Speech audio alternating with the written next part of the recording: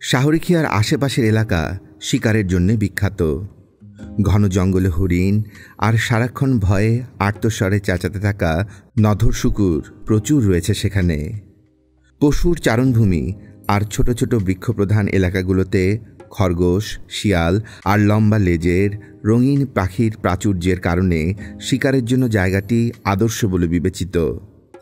বাবর চোখ কুঁচকে ধনুকের ছিলা পেছনে টেনে আনে। তারপরে যখন তাকিয়ে দেখে তার ছোড়া তীর বাতাস কেটে লক্ষ্যবস্তুতে আঘাত করেছে, সে হাসে। একটা নাদুস নুদুস হাঁসের সাদা গলায় তীর বিদ্ধ হতে সেটা ছটফট করতে করতে আছড়ে পড়ে।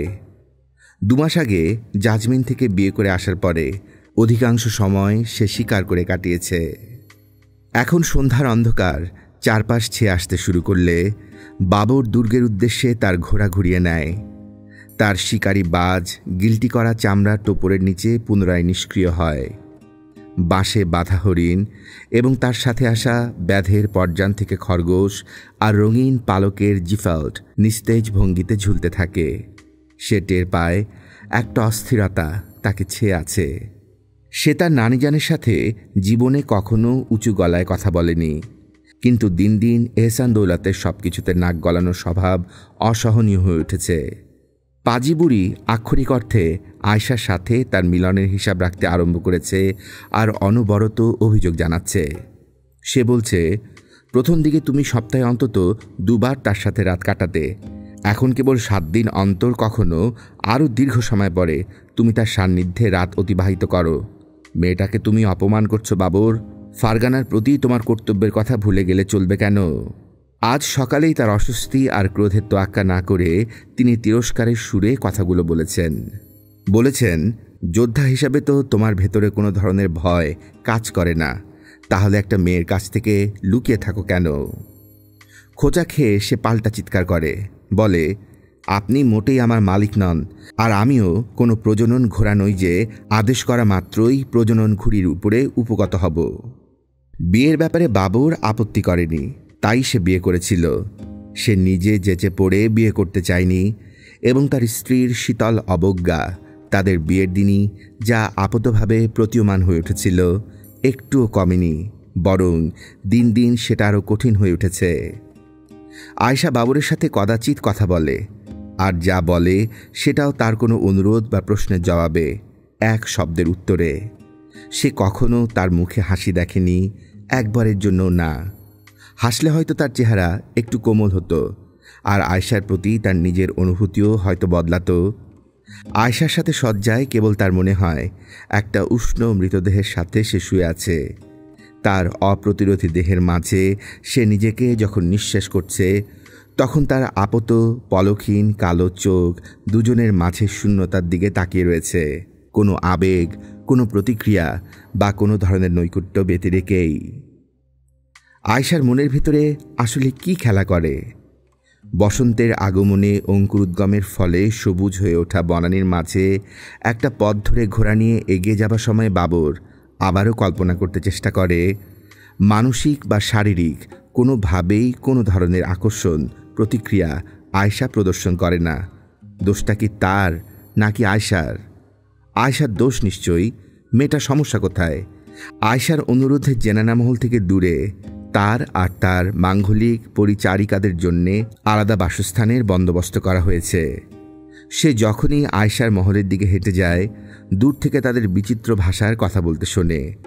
কখনো তাদের হাসির আওয়াজ ভেসে আসে, কিন্তু সে ভেতরে প্রবেশ করা মাত্রই তারা সব নীরব হয়ে যায়।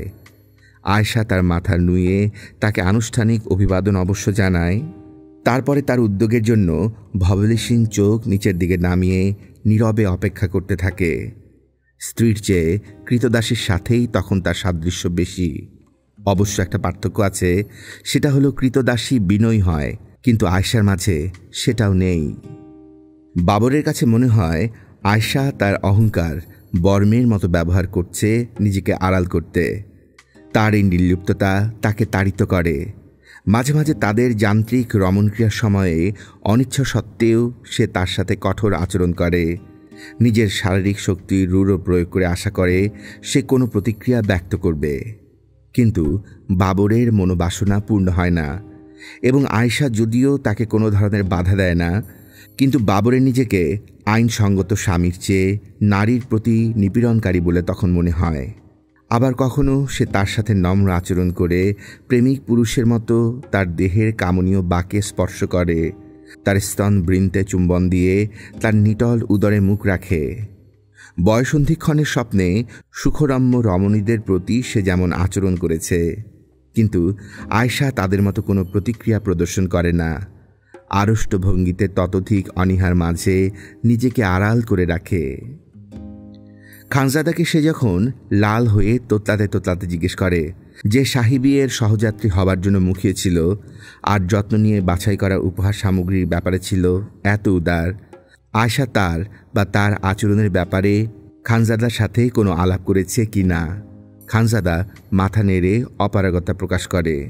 খানজাদা অবশ্য একটা কথা তাকে বলে যে বিয়ের পরপর সে যখন আয়েশার সাথে তার মহলে দেখা করতে যেত, তখন সে সবসময় তাকে শীতল উদাসীন ভঙ্গিতে অভ্যর্থনা জানিয়েছে। কোনো ধরনের আবেগ দেখানো দূরে থাক, আলাপ করার কোনো ইচ্ছাই সে দেখাতো না। তাই সে বাধ্য হয়ে একতরফা যাওয়া বন্ধ করতে বাধ্য হয়েছে। খানজাদা বলে, ব্যাপারটা অনেকটা এমন যে আয়েশা যেন অন্য কোথাও থাকতে চায় আর সেখানেই রয়েছে বলে মনে মনে ধরে নিয়েছে। শাহরুখিয়ার দুর্গ প্রাকারের নিচে যত্রতত্র গড়ে ওঠা কাঠের চালাঘর, মাটির ইটের বাসা এবং চামড়ার গোলাকৃতি তাঁবুর দঙ্গলের ভেতর দিয়ে বাবর আর তার লোকেরা ঘোড়া ছুটিয়ে অতিক্রম করার সময়ও নিজের ভাবনার ভেতরে সে বিভোর হয়ে থাকে। হতদরিদ্র কাপড় পরিহিত অধিবাসীরা আগুনের ধোঁয়াশার পাশে আসনপিড়ি হয়ে বসে রাতের খাবারের আয়োজন করছে, যখন তাদের বাচ্চারা ঢালু গলিপথে খালি পায়ে দৌড়ে বেড়ায়। সংকীর্ণ নালা যেখান দিয়ে বর্জ্য প্রবাহিত হয় তার উপর দিয়ে লাফিয়ে যায় তারা, আর আবর্জনা এবং জঙ্গলের ঢিবির উপর দিয়ে বীর বিক্রমে লাফ দেয়। তারা পাথর নির্মিত তরুণদ্বারের লোহা দিয়ে বাঁধানো দরজার দিকে এগিয়ে যেতেই একটা বাচ্চা ছেলে, 2 কি 3 বছরের বয়স বেশি হবে না, সহসা দৌড়ে এসে বাবরের সামনে এসে পড়ে। আতঙ্কে চিহি শব্দ করে উঠে তার ঘোড়া পেছনে লাফিয়ে যায়। বাবর গায়ের সর্বশক্তি দিয়ে লাগাম টেনে ধরে বাদামি আজদাহাটার মুখ ঘুরিয়ে নেয়, যাতে আতঙ্কিত হয়ে এলোপাথারি চলতে থাকা ঘোড়ার খুরের আঘাত থেকে বাচ্চাটা বেঁচে যায়। বাচ্চাটা এখন চোখ বড় বড় করে উচ্চস্বরে কাঁদছে এবং ভয়ে অনড় হয়ে দাঁড়িয়ে আছে। বাবরের ঠিক পেছনের একজন অশ্বারোহীর ব্যাপারটা বুঝতে দেরি হয়ে যায় এবং মনে হয় যেন সে বাচ্চাটাকে মারিয়ে যাবে, কিন্তু পথের ধারে দাঁড়িয়ে থাকা সুঠামদেহী এক তরুণ সামনে ঝাঁপিয়ে পড়ে বাচ্চাটাকে জড়িয়ে ধরে মাটিতে শুয়ে পড়ে, দেহ দিয়ে তাকে আড়াল করে রাখে। উচ্চস্বরে অভিশাপ দিতে দিতে আগুয়ান অশ্বারোহী তার বিশাল কাল ঘোড়াটা নিয়ন্ত্রণ করতে চেষ্টা করে। কোনো মতো তাদের উপর দিয়ে লাফিয়ে পার হয়ে যায়, কিন্তু ঘোড়ার পেছনের পায়ের একটা খুর তরুণের মাথার পেছনে খুব জোরে আঘাত করে। বাবর জিনের উপর থেকে নেমে অচেতন তরুণের পাশে হাঁটু মুড়ে বসে। বাচ্চাটাকে অচেতন তরুণ তখনও নিজের বাহু দিয়ে আগলে রেখেছে। বাবর দেখতে পায় এটা একটা বাচ্চা মেয়ে। মেয়েটা তখনও ফোঁপাচ্ছে। শিকনির সরু একটা ধারা তার উপরে ঠোঁট বেয়ে গড়িয়ে পড়ছে। বাবরের লোকজন তাকে সরিয়ে নিতেই ছেলেটি এবার পিঠের ওপর শোয়। বাবর ভাবে, আমার মতোই তো বয়স দেখছি। ঈগলের মতো বাঁকানো নাক, চোখের নিম্নাংশে হাড় উঁচু এবং থুতনিতে খোঁচা খোঁচা দাড়ি। অসংখ্য যুদ্ধের অভিজ্ঞতা সম্পন্ন চোখে সে ছেলেটার মাথার আঘাত খুঁটিয়ে দেখে এবং কালো চুলের নিচে একটা জায়গা দেখে যেখানটা থেতলে গিয়ে রক্ত চটচট করছে সেই জায়গায় হাত বোলায়। তরুণ ছেলেটার শ্বাস প্রশ্বাস ভাসা ভাসা, মনে হয় সে গভীরভাবে অচেতন হয়ে পড়েছে। বাচ্চা মেয়েটাকে বাঁচাতে গিয়ে বেচারা বেশ ভালো আঘাত পেয়েছে। মেয়েটাকে যে বাঁচিয়েছে এটার জন্য সে যদি জীবিত না থাকে তবে ব্যাপারটা অবশ্যই দুঃখজনক হবে। বাবর বলে, একে দুর্গে নিয়ে চলো, দেখা যাক আমাদের হেকিম তার কোনো কিছু করতে পারে কি না। বাবর ঘোড়ায় উঠে বসে এবং দুর্গের তরুণের দিকে এগিয়ে যাবার সময়ে সে আগের চেয়েও বিষণ্ণ হয়ে ওঠে। সে রাতে বাবর বুঝতে পারে তার আয়েশার কাছে যাওয়া উচিত। তার নানি যান আর আম্মি যান তাহলে খুশি হবে এবং একবার গর্ভবতী হলে সম্ভবত আয়েশা নিজেও খানিকটা পরিতৃপ্তি খুঁজে পাবে। তার চেয়েও গুরুত্বপূর্ণ বিষয় হল দৌহিত্রের সম্ভাবনায় হয়তো ইব্রাহিম শারু প্রতিশ্রুত তীরন্দাজ বাহিনী দিয়ে বাবরকে তার জন্মস্থান আকশি পুনরুদ্ধারে সহায়তা করবে। এখন ভরা বসন্তকাল, তার সৎ ভাই জাহাঙ্গীরের বিরুদ্ধে অভিযান শুরু করার উপযুক্ত সময়। অথচ সে যখনই জাজমিনে তার বার্তাবাহক পাঠায় কখন তীরন্দাজ বাহিনী পৌঁছবে জানতে, প্রতিবারই সেখান থেকে একই উত্তর আসে, তীরন্দাজ বাহিনী শীঘ্রই পৌঁছবে, শীঘ্রই। হাম্মামখানা থেকে বের হয়ে এসে বাবর তার স্ত্রীর জেনানা মহলের দিকে কর্তব্যপরায়ণ ভঙ্গিতে হাঁটতে শুরু করে। কিন্তু সামনে সবুজ চামড়া দিয়ে মোড়া 2 দরজা বিশিষ্ট প্রবেশপথ চোখে পড়তেই সে থমকে দাঁড়িয়ে যায়। না, এহসান দৌলতকে যেমন বলেছে, সে কারো আদেশে প্রজনন অশ্বের ভূমিকা পালন করবে না। সে একজন পুরুষ যে নিজে জানে তার কি ভালো লাগে, এবং সে তাই করবে যা তার ভালো লাগে। গোড়ালির উপরে ঘুরে দাঁড়িয়ে বাবর দ্রুত ফিরতি পথে রওনা দেয়। তরুণের আঘাতের ব্যাপারে বাবরের আশঙ্কা অবশ্য ভ্রান্ত প্রমাণিত হয়। 6 ঘন্টা পরে এক পরিচারক এসে তাকে জানায় ছেলেটির জ্ঞান ফিরে এসেছে। ব্যাপারটা সেখানেই শেষ হওয়া উচিত ছিল, কিন্তু কোনো একটা কারণে বাবর আরও জানতে আগ্রহী হয়ে ওঠে এবং দুর্ঘটনার দ্বিতীয় দিনে সে আদেশ দেয় যদি সম্ভব হয় তবে একটা খাটিয়ায় করে ছেলেটাকে যেন তার কাছে নিয়ে আসা হয়। ছেলেটাকে ভীষণ ফ্যাকাশে দেখায়, কিন্তু নিজের অধমুখ অবস্থান থেকে হাত বুকের উপর রেখে মাথা নুয়ে সে বাবরকে অভিবাদন জানায়। ভঙ্গিটা করতে তার কষ্ট হয়, সেটা পরিষ্কার বোঝা যায়, কারণ বেচারা ব্যথায় কুকড়ে ওঠে। শোনো তরুণ, বাচ্চা মেয়েটাকে ওভাবে বাঁচিয়ে তুমি দারুণ সাহসের পরিচয় দিয়েছ। আমি কৃতজ্ঞ যে তোমার নিজের জীবন বক্স দিয়ে আল্লাহ তোমার প্রতি করুণা করেছেন। তোমার নাম কি? সুলতান, আমার নাম বাবুরি। বাবর স্পষ্টতই বিস্মিত দৃষ্টিতে এবার তার দিকে তাকায়। বাবুরি একটা অপ্রচলিত নাম, কিন্তু সেই সাথে তার নিজের নামের সাথে দারুণ মিল রয়েছে নামটার। তুমি কোথাকার বাসিন্দা হে? তোমার গোত্রের নাম কি? আমার বাবা ছিলেন বীরন গোত্রের একজন যোদ্ধা। তিনি আপনার মরহুম পিতার অধীনে লড়াই করেছেন, কিন্তু আমি যখন নিতান্তই শিশু তখন তিনি মারা যান। আমার বাবার কথা আমার মনে নেই। আমার মা আমাকে নিয়ে সামরকান্দ চলে যান, কিন্তু সেখানে আমার বয়স যখন 7 বছর তখন গুটি বসন্তে তিনি মারা যান। তখন থেকে আমি একা একা মানুষ হয়েছি। বাবর বলল, তুমি কি করো, যোদ্ধা? না সুলতান। বাবুরি এবার বাবরের চোখের দিকে তাকায়। চোখের মণি গাঢ়, প্রায় ধূম্রনীল। সে বলে, কিছুদিন আগেও আমি বাজারে বাজারে ফেরি করে বেড়াতাম। সামরকান্দের সড়কে আমি বাঁধাকপি ফেরি করেছি এক সময়। বাবর বলে, তুমি শাহরিকিয়ায় কিভাবে এসেছ? সুলতান, আপনি যখন সামরকান্দ অবরোধ করেছিলেন তখন আমি আপনার এক সর্দারের অধীনে পানিবাহকের কাজ নেই। তিনি ফারগানা চলে যাবার পরে আমি থেকে যাবার সিদ্ধান্ত নেই। কোনো রকমের ভনিতা না করে বাবরই কথাগুলো বলে যায়। বাবর বলে, কিন্তু এর আগে আমি তোমাকে কোথাও দেখিনি। বাবুরি বলে, সুলতান, এতে অবাক হবার কিছু নেই। আমি এখানে রসুইখানায় কাজ করি। ভেড়ার চামড়া ছাড়াই মুরগির নাড়িভুড়ি পরিষ্কার করি। সেটা অবশ্য বলবার মতো কোনো কাজ না। বাবুরির ঠোঁটের কোণে একটা আধো হাসি ফুটে ওঠে। সে যোগ করে, আমার কপালে হয়তো আরও খারাপ কিছু জুটতে পারত। বাবর বলে, তোমার মতো আমিও নিশ্চিত আরও খারাপ কিছু হতে পারত। মাঝে মাঝে নিয়তি যা নির্ধারিত করে রেখেছে আমাদের সেটাই মেনে নিতে হয়, এমনকি সেটা মুরগির নাড়িভুড়ি বের করা হলেও। কিন্তু নিয়তি সম্ভবত এবার অন্য কিছু ঠিক করেছে। তোমার সাহসিকতা দেখে মনে হয়েছে সৈন্য হবার যোগ্যতা তোমার রয়েছে। বাবুরি হেসে বলে, সুলতান, আমারও সেটা পছন্দ যে। তাছাড়া আমি হয়তো প্রমাণ করেছি আঘাত সহ্য করার মতো যথেষ্ট মোটা মাথা আমার রয়েছে, এবং রসুইখানায় কাজ করার চেয়ে সেটা অনেক বেশি কাম্য। কখনো কখনো যদি আমাকে মানুষের নাড়িভুড়ি বা নিজেরও কিছু খোয়াতে হয়, তারপরেও। ছেলেটা হেসে ওঠে। বাবর বলে, খুব ভালো কথা। তুমি দ্রুত সুস্থ হয়ে ওঠো। আমার অশ্বারোহী বাহিনীতে তুমি যোগ দেবে।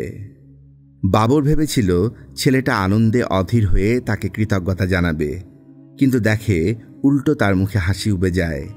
তার অভিব্যক্তিতে একটা আড়ষ্টতা ফুটে ওঠে এবং তার মুখ ফ্যাকাশে লাল দেখায়। বাবর বলে, কি ব্যাপার, কিছু হয়েছে? না সুলতান, আমি ঘোড়ায় চড়তে জানি না। নিজের নির্বুদ্ধিতায় বাবর নিজের ঠোঁট কামড়ে ধরে। যাযাবর সমাজে যেখানে কেবল হতদরিদ্ররাই ঘোড়ার ব্যাপারে অজ্ঞ হয়, সেখানে সেটা স্বীকার করাটা লজ্জাজনক। এক গরিব ফেরিওয়ালা কিভাবে অশ্বারোহী বাহিনীতে যোগ দেওয়ার মতো দক্ষ ঘোড়া সাওয়ার হবে? বাবুরিকে আরও অস্বস্তিতে ফেলার আগেই সে দ্রুত বলে, তুমি ইতিমধ্যেই প্রমাণ করেছ যে ঘোড়া দেখে তুমি মোটেই ভীত বোধ করো না। সুস্থ হয়ে অশ্বশালার আধিকারিকের কাছে গিয়ে বলবে, সে তোমাকে প্রশিক্ষণ দিয়ে অশ্বারোহী বাহিনীর যোগ্য করে তুলবে। কয়েকদিন পরের কথা। আস্তাবলের বাইরে বাবর তার ঘোড়ার লাগাম একজন সহিসের কাছে বুঝিয়ে দিচ্ছে যখন সে বাবুরিকে আস্তাবলের ভেতর দেখতে পায়। তার দিকে পিছন ফিরে ঝুঁকে নিজের ঘোড়ার পা বাবুরি মালিশ করছে। বাবর সন্তর্পণে তার দিকে হেঁটে যায় এবং তার প্রশিক্ষণ কেমন চলছে জানার জন্য হাত বাড়ায়, তার কাঁধে টোকা দেবে বলে। টোকা দিতে গিয়ে সে তার কাঁধ আঁকড়ে ধরে এবং তার দিকে ঘুরিয়ে দেয়। বাবুরি ধনুকের ছিলার মতো ছিটকে ঘুরে দাঁড়িয়ে বাবরকে আঘাত করার জন্য জড়িয়ে ধরে। সে কাকে ধরেছে দেখামাত্র অবশ্য সে বাবরকে ছেড়ে দেয় এবং হাঁটু মুড়ে নতজানু হয়, বলে, আমাকে মার্জনা করবেন সুলতান, আমি বুঝতে পারিনি। বাবর হেসে বলে, অবশ্যই তুমি বুঝতে পারোনি, কিন্তু এমন প্রতিক্রিয়ার কি বিশেষ কোনো কারণ আছে তোমার? বাবুরি মাথা নিচু করে বলে, সহজাত প্রবৃত্তি সুলতান। আপনার বাল্যকাল যদি রাস্তায় কাটে এবং টের পান আপনার পেছনে কিছু একটা ঘাপটি মেরে রয়েছে, আপনার যথাসর্বস্ব হতে পারে একটা তামার পয়সা, খাবার বা হয়তো আপনার নিজের স্বাধীনতা, বাঁচতে আপনাকে দ্রুত সিদ্ধান্ত নিতে হবে। অনেক লোক আছে যারা বাচ্চাদের অপহরণ করে কৃতদাস বা আরও জঘন্য উদ্দেশ্যে বিক্রি করে দেয়। বাবর বলে, তোমার খেয়াল রাখার মতো আর কেউ কি ছিল না? না সুলতান, আমার আম্মিজান মারা যাবার পরে আর কেউ ছিল না। কিছু মানুষ আসলেই দয়ালু, কিন্তু বাকি সবাই সাধারণত বিনিময়ে কিছু একটা চায়। হতে পারে সেটা নিতান্তই কৃতজ্ঞতা বা চাটুকারিতা, কিংবা তাদের ইচ্ছা অনুযায়ী কোনো কিছু করা। আপনি সবচেয়ে বেশি নির্ভর করতে পারেন রুটির টুকরো চুরি করতে, রুটি ঘরের পেছনের পথের দিশা, বা শীতের রাতে ঘুমাবার গরম জায়গা কোথায় পাওয়া যাবে আরেকটা রাস্তার ছেলের ওপরে, যদিও সেও আগেই নিজেকে খেয়াল রাখবে। বাবর বলেন, বাইরের পৃথিবীটা কি তাহলে এরকমই? মানুষ কি এতটাই স্বার্থপর? বাবুরি বলে, সুলতান, হতে পারে আমি কিছুটা বাড়িয়ে বলছি। আমার কিছু ভালো বন্ধু ছিল। এ কথা বলে তার মুখে একটা রহস্যময় হাসি ফুটে ওঠে। সে যোগ করে, দরবারের কথা একেবারেই আলাদা। আপনার পরিষদবর্গের ভেতরে কতজনের ওপরে আপনি নির্দ্বিধায় নির্ভর করতে পারেন আপনি বলুন? নিজের সমগোত্রদের ওপরে ওঠার জন্য তুচ্ছ সম্মান বা উপহার বা মামুলি সুবিধার জন্য আপনার স্বার্থের বিনিময়ে কে এমন আছে যে নিজের স্বার্থকে প্রাধান্য দেবে না? আপনার সমগোত্রীয় কতজন শাসক, আত্মীয় হোক বা না হোক, রুটিঘরের মালিক অন্য খদ্দেরকে বিদায় করতে যখন ব্যস্ত, সেই সুযোগে আমি যেমন রুটি ঘরে চুরি করেছি, ঠিক তেমনি আপনার মনোযোগের বিক্ষিপ্ততার সুযোগ নিয়ে আপনারই রাজ্যে লুটতরা চালানো থেকে বিরত থাকবে। বাবর নিজের সৎ ভাই জাহাঙ্গীর, চাচাতো ভাই মাহমুদ আর তাম্বাল এবং তার সাথে কি ভেবেছে ভেবে ক্রুদ্ধ দৃষ্টিতে ভ্রুকুটি করে। বলে, আমি তারপরেও রাস্তার জীবনের চেয়ে দুর্গের জীবনকেই বেছে নেব, আর তুমিও তাই চাও, নতুবা আজ তুমি এখানে থাকতে না। বাবুরি বলে, আমার অন্তত পছন্দ করার সুযোগ ছিল। আপনি হয় সর্দার হবেন, নতুবা আপনার জীবন বৃথা। আপনার পক্ষে কখনো অখ্যাত অবস্থায় নিরুদ্রূপ জীবন কাটানো সম্ভব নয়। কেউ না কেউ আপনাকে হুমকি হিসেবে দেখবে আর হত্যা করবেই। নিজের ভাগ্য বেছে নেবার স্বাধীনতা আমার রয়েছে। আমার সামনে তাই সম্ভাবনা প্রচুর, যদিও সবই কম উত্তেজনাপূর্ণ। হ্যাঁ, আমি এখানে থাকতে পছন্দ করি, কিন্তু এখানে থাকাটা আমার অভ্যাসে পরিণত করব না আমি। বাবরির কথা শুনে বাবর অবাক হয়ে বলে, খুবই সত্যি কথা। আমার মরহুম আব্বাজান প্রায় একটা কথা বলতেন, নিজের ভালো একজন খুব ভালোই বুঝতে পারে, এবং আমার মনে হয় কথাটা একজন শাহজাদা আর ভিখারির জন্য সমানভাবে প্রযোজ্য। কথাটা বলেই বাবর ঘুরে দাঁড়ায় এবং শেষ কথাটার জন্য সে নিজেই নিজেকে বাহবা দেয়। সাম্প্রতিক সময়গুলোতে বাবর বারবার যা করেছে, বাবর নিজের কোমরে আরও একবার মোটা নীল কাপড়ের একটা ফালি কষে বাঁধে। তার পরনের কালো সালোয়ার ছেঁড়াফাড়া এবং পিঙ্গল বর্ণের জোব্বার উপরে পরা চামড়ার আঁটোসাঁটো জ্যাকেট তবে পুরাতন। সুলতান, সাবধানে থাকবেন, ওয়াজির খানকে উদ্বিগ্ন দেখায়। বাবর ধারণা করে তার এইসব নৈশ অভিযান, আর তার চেয়েও বড় কথা বাবুরির সাথে তার ক্রমবর্ধমান ঘনিষ্ঠতা আর রাতের বেলার এইসব অভিযানে তার সঙ্গী হওয়ার ব্যাপারটা ওয়াজির খান ঠিক মেনে নিতে পারছেন না। কিন্তু তার লোকজন কিভাবে বসবাস করছে সেটা একেবারে আসল অবস্থা দেখার জন্য এইসব অভিযান বাবরের কাছে ক্রমশই একটা নেশার মতো হয়ে উঠেছে। বাবর বলে, আমি সতর্ক থাকব। তার বুড়ো হয়ে ওঠা বিশ্বস্ত বন্ধুর দিকে তাকিয়ে মুচকি হেসে বাবর চুপিসারে কক্ষ থেকে বের হয়ে এসে পেছনের একটা সংকীর্ণ সিঁড়ি দিয়ে দুর্গের পেছনের অংশে অবস্থিত একটা ছোট প্রাঙ্গণে নেমে আসে, যেখানে অন্ধকারে বাবরই তাদের আগে থেকে ঠিক করা স্থানে তার জন্য অপেক্ষা করছে। তারা নীরবে পাশের একটা দরজার দিকে এগিয়ে যায়, যেখানে অবস্থানরত ওয়াজির খানের প্রহরীকে আগে থেকেই সতর্ক করে দেয়া হয়েছে তাদের ব্যাপারে, ফলে সে নীরবে তাদের বাইরে যেতে দেয়। বাবর চৌকুচকে তাকিয়ে দুর্গ থেকে কয়েকশো গজ দূরে তার আদেশ মতো দুটো টাট্টু ঘোড়াকে জিন চাপানো অবস্থায় দড়ি দিয়ে বাঁধা থাকতে দেখতে পায়।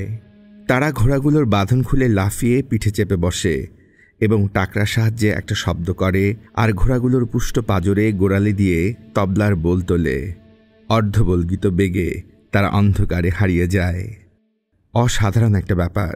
বাবর ভাবে, বাবুরি যেভাবে মাত্র কয়েক সপ্তাহের ব্যবধানে তার কখনো ছিল এমন রক্ত সম্পর্কীয় ভাইতে পরিণত হয়েছে, সে তাকে অসি চালানো আর কুস্তি করতে শিখিয়েছে, এমনকি কিভাবে ঘোড়ায় উপবিষ্ট অবস্থায় তীর ছুটতে হয়, ঠিক যেমন ওয়াজির খান তাকে একসময় শিখিয়েছিল। বাবুরি যে আসলেই একজন সহজাত ঘোড়া সাউর সেটা সে প্রমাণ করেছে, এবং কয়েকবার ঘোড়া থেকে পড়ে গিয়ে তার বোধবুদ্ধিও ভালো হয়েছে। সে এখন বাবরের সাথে প্রায় সমান তালেই ঘোড়া ছোটাতে পারে। বাবরই তাকে এর বদলে শিখিয়েছে লোকগান আর নৃত্য, এবং ছিচকে চোর হতে হলে লুকিয়ে থাকার যে কৌশল আর পটুতা দরকার সেটাও বাবর তার কাছ থেকে শিখেছে। কিভাবে একজন কৃষকের মতো পোশাক পরতে হবে, যা তাদের নৈশ অভিযানের জন্য গুরুত্বপূর্ণ, সেটাও বাবরই তাকে শিখিয়েছে। তারা যখন রাতের বেলা ঘোড়া নিয়ে বেড়াতে বের হয়, তখন গ্রামে আর অস্থায়ী বসতির আশেপাশের বাজারের জিনিসপত্রের দরদাম করে এবং উবু হয়ে গ্রামবাসীর বারোয়ারি আগুনের পাশে বসে ধুমায়িত চাপানের ফাঁকে বয়স্কদের গল্প শোনে, তখন আর কেউ বাবরকে চিনতে পারে না। কখনো তার অন্য গোত্রপতিদের বিরুদ্ধে বাবর তাদের বিষাদাগার করতে শোনে, যাদের কল্যাণে সাধারণ মানুষের জীবন এখন পুরোপুরি অনিশ্চিত হয়ে পড়েছে, সেই সব মানুষের কথা শোনে। প্রথম প্রথম এইসব মন্তব্য তাকে ক্রুদ্ধ করে তুলত, কিন্তু এখন সে শোনার চেষ্টা করে এবং বুঝতে চায় তার লোকদের মনে আর মননে কি ভাব খেলা করছে। অবশ্য দুর্গে বসবাসকারীদের চারিত্রিক দুর্বলতার বিষয়ে যেসব সম্ভব অসম্ভব গুজব বাজারে প্রচলিত রয়েছে, তারা দুজনেই সেসব দারুণ উপভোগ করে। কাশেম, বাবরের নির্বিরোধী আর ধীরস্থির উজির, গুজব রয়েছে তার নাকি এমন একজন পুরুষ সঙ্গী রয়েছে যার যন্ত্র নাকি প্রযোজন অশ্বকেও ঈর্ষান্বিত করবে। কিন্তু মুশকিল হলো, মেয়েদের মতো পোশাকে সজ্জিত হলে আর বিছানায় বাঁধা অবস্থায় কেবল তার রমণ প্রবণতা জাগ্রত হয়। অবশ্য আজ রাতে কাশেমের রুচি রমণের চেয়ে আরেকটা বীর্যবান আকর্ষণ রয়েছে। আজ রাতে তারা যে গ্রামে যাচ্ছে, জহাজা গ্রাম, সেটা আসলে একটি বেশ্যালয়, যেখানে তারা আগেও অনেকবার গিয়েছে। কাঠের একটা প্রায় ধ্বংস হয়ে পড়া চালাঘর, যেখানে আগুনের আলোয় মেয়েরা নাচে, সগর্বে নিজেদের পোশাক জাহির করে এবং পুরুষেরা তাদের মধ্যে থেকে পছন্দসই মেয়ে নিজের অঙ্কশায়নী করতে বেছে নেয়। এইসব মেয়েদের একজন ইয়াদগার, তার আকর্ষণীয় স্তন আর প্রশস্ত কোটিদেশের কথা চিন্তা করতেই বাবরের শ্বাস প্রশ্বাসের গতি দ্রুততর হয়ে ওঠে। আজকের পুরোটা দিন আসন্ন অভিযানের প্রস্তুতির ভাবনায় তার কেটেছে, কিন্তু এখন রাত নামতেই ইয়াদগারের কোমল আধারে নিজেকে প্রথিত করার তাড়না সে কোনো মতোই দমন করতে পারে না। ইয়াদগারের উষ্ণ আর সহজলভ্য দেহ, অনুসন্ধানী ওষ্ঠ তাকে এক নতুন জগতের সন্ধান দিয়েছে, আর অনেক কৌশল এবং রোমাঞ্চকর অনুভূতির উপস্থিতি সম্পর্কে অভিজ্ঞ করে তুলেছে। তার ঘরে থাকা স্ত্রী আয়শার থেকে মেয়েটা কত আলাদা, তাদের এতদিনের যৌন সম্পর্কের বেলায় মেয়েটা তাকে একবারও প্রণয়সিক্ত স্পর্শ করেনি। তার দুহাত অসারের মতো শয্যার পাশে আঁকড়ে থাকে, তার ওষ্ঠদ্বয় শীতল আর বাবরের জন্য সবসময় বন্ধ। বাসরসজ্জায় যদি সে আরও অভিজ্ঞতা সম্পন্ন প্রেমিকের ভূমিকায় অবতীর্ণ হতে পারত, সব কিছু তখন হয়তো অন্যভাবে ঘটত, কিন্তু সেটা এখন অতীতের বিষয়। সে আবার যখন ফারগানা সুলতান হবে, তখন সে ইয়াদগারকে তার উপপত্নী করবে। উজ্জ্বল রত্নের সমাহারে ইয়াদগারের বাড়িয়ে তোলা সৌন্দর্য সে উপভোগ করবে এবং তার হলুদাভ ত্বকে ঝলমল করতে থাকা সোনার মালা আর তাদের প্রণয় অভিসারের ঘামে সিক্ত মুক্তার দীপ্তি কোমর স্তনের ভাঁজে ওঠানামা করছে সেদিকে তাকিয়ে থাকবে। ভাবনাটার রেশ অনুভব করে বাবর টাট্টু ঘোড়ার পাঁজরে তীব্র এক গুঁতো দেয়। শীঘ্রই তারা জহাজাকের প্রান্তদেশে অবস্থিত উইলোর বনে এসে পৌঁছে এবং নৈশপ্রহরীকে ডেকে বলে যে তারা মুসাফির, রাতের মতো আশ্রয় চায়। নৈশপ্রহরী তার হাতে ধরা মশালের কাঁপা কাঁপা আলো তাদের মুখের কাছে ধরে ভালো করে দেখে নিয়ে একটা দীর্ঘশ্বাস ফেলে এবং তাদের যেতে দেয়। তারা ঘোড়া থেকে নামে এবং নিচু কাঁচা ইটের তৈরি বাড়ির মাছ দিয়ে ঘোড়ার দড়ি ধরে এগিয়ে যায় এবং সরু গলিপথ অতিক্রম করে বাজারে পৌঁছে, যেখানে সওদাগরদের তেলের প্রদীপের মৃদু হলুদ আলোতে কাঁকর ভর্তি, নিম্নমানের চাল আর মাটির নিচে জন্মানো সবজির ছাতা পড়া একটি স্তূপ আবছা আলোকিত হয়েছে। পুরো মেঝেতে ভেড়া আর ছাগলের লাদি এবং হাড্ডিসার কয়েকটা মুরগির বিষ্ঠা ফুটকির মতো পড়ে আছে। বেশ্যালয়টা বাজারের অন্য প্রান্তে অবস্থিত। হ্যাঁ, ইয়াদগার এখানেই আছে। ঘুটে পোড়ানো আগুনে পোহাতে থাকা তার হাত বাবর এখান থেকেই দেখতে পেয়েছে। বাবুরির বরাবরের পছন্দের মেয়েটাও রয়েছে, হালকা পাতলা বালক সুলভ বুনো পাহাড়ি আরেকটি মেয়ে, মাথার চুলে লালচে দীপ্তি এবং প্রগল্ভ মুখবয়। ইয়াদগার তাদের দেখামাত্র দৌড়ে এসে বাবরের ওপরে ঝাঁপিয়ে পড়ে দুহাত বাড়িয়ে গলা জড়িয়ে ধরে। তার গাট্টা গোট্টা গোড়ালিতে পড়া সস্তা নুপুরের ঝংকার ওঠে। তার ঠোঁট কাঙ্ক্ষিত গন্তব্য খুঁজে নিতে ব্যস্ত। সে নিজের পুরো ওজন বাবরের উপরে চাপিয়ে দিয়ে সাথে সাথে তার উত্তেজনা অনুভব করে খিলখিল করে হেসে ওঠে। হাত ধরে সে এবার তাকে গণিকলায়ের ভেতর নিয়ে আসে, যেখানে একটা কাঠের প্রকোষ্ঠের মেঝেতে কোনো মতেও একটা গালিচা পাতা রয়েছে। সে ত্রস্ত হাতে নিজের কাপড় খোলে এবং উরুদয় উন্মোচিত করে নিজের উষ্ণ আর্দ্র অভ্যন্তরে তাকে প্রবেশের অনুমতি দেবার আগে হাত আর ঠোঁট দিয়ে দক্ষতার সাথে বাবরকে জাগিয়ে তোলে। ধূসর গোলাপি বর্ণের সকাল হতে হতেই সন্তুষ্ট উচ্ছল আর গণিকালয়ে পরিবেশিত শক্তিশালী পানীয়ের কল্যাণে সামান্য মাতাল বাবর এবং বাবুরি শাহরুখিয়া দৃষ্টিসীমার ভেতরে পৌঁছে যায়। ফিরতি পথে তারা নিজ নিজ রক্ষিতার আর নিজ নিজ মাত্রা এবং উদ্ভাবন কুশলতার বিষয়ে কিছু অকপট মন্তব্য ছাড়া পুরো পথ নীরব এসেছে। দুর্গের ভেতরে পৌঁছে বাবর নিজের মহলে ফেরত যায়। স্বাধীন আর বেপরোয়া কাটানোর সময়ের শেষ রেশটুকু তাড়িয়ে উপভোগ করার আগেই ভোজবাজির মতো চোখের সামনে এসে দাঁড়ানো পরিচারকের দলকে হাতের ইশারায় চোখের সামন থেকে বিদায় করে দেয়। নিজের কামরায় প্রবেশ করে দরজা ঠিকমতো বন্ধ করার আগেই সে পরনের কাপড় খুলতে শুরু করেছে। বাম কানে তীক্ষ্ণ একটা টান পড়তে ভ্যাবাচাকা খেয়ে সে ঘুরে দাঁড়ায়। সে ঘুরে দাঁড়িয়ে দেখে এহসান দৌলত হাত তখনও উঁচিয়ে রেখেছেন, দুচোখ ধকধক করছে। বাবরের নিজস্ব কামরায় তিনি আগে কখনো এভাবে এসে হাজির হননি। নানিজানের পেছনে তার দুজন বয়স্ক পরিচারিকা। বাবর জানে এই দুই বয়স্ক পরিচারিকাই পাজির হদ্দ। ভাজা মাছ উল্টাতে জানে না এমন ভঙ্গিতে মাটির দিকে হাসি হাসি মুখে তাকিয়ে রয়েছে তারা। নানিজান ধমকে বলে ওঠেন, তুমি আর তোমার ওই বাজারু ছোকরার মাগিবাজি যদি শেষ হয়ে থাকে, তবে আমাদের এবার আলাপ করার সময় হয়েছে বাবর। গতরাতে সমরকন্দ থেকে আগত বার্তাবাহক একটা বার্তা নিয়ে এসেছে।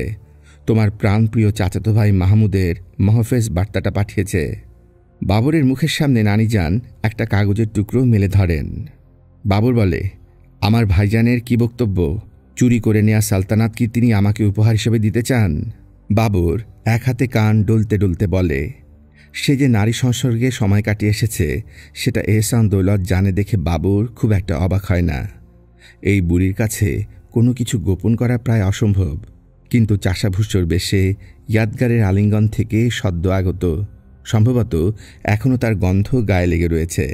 এভাবে তার হাতে ধরা পড়ে সে একটু অস্বস্তি বোধ করে। এহসান দৌলত বলেন, না, তোমার গুণধর ভাই কিছু বলেননি এবং আর বলবেও না কখনো। তুমি কেবল জয়ঢাকের আওয়াজ শুনতে পাবে। সাইবানি খান সমরকন্দ দখল করে নিয়েছে আর জীবন্ত অবস্থায় মাহমুদের ছাল ছাড়িয়েছে। তার চামড়া দিয়ে সাইবানি খান একটা জয়ঢাক তৈরি করে সেটা সবুজাব নীল তোরণদ্বারের শীর্ষে স্থাপন করেছে, যেটা প্রতিবার সাইবানি খান নামক শুয়োরটা শহরে প্রবেশ আর বের হবার সময় বাজানোর আদেশ দিয়েছে। তৈমুর বংশের এক শাহজাদার উজবেক অসভ্যের হাতে এমন অপমানিত নাজেহাল হওয়া এহসান দৌলতের বিচক্ষণ বয়স্ক চোখে ক্রোধের সুনিশ্চিত সংঘাত।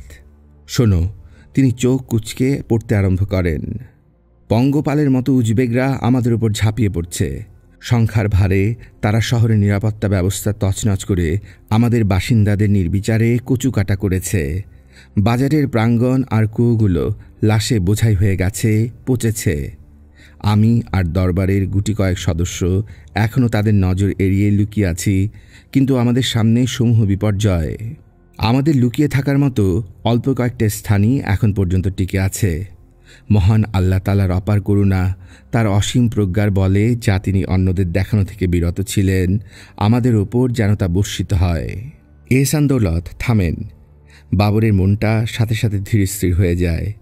সে যখন উত্তেজনায় মনে মনে ছটফট করতে শুরু করেছে, এমন সময় বিদ্যুৎ চমকের মতো তার কিছু একটা মনে হয়।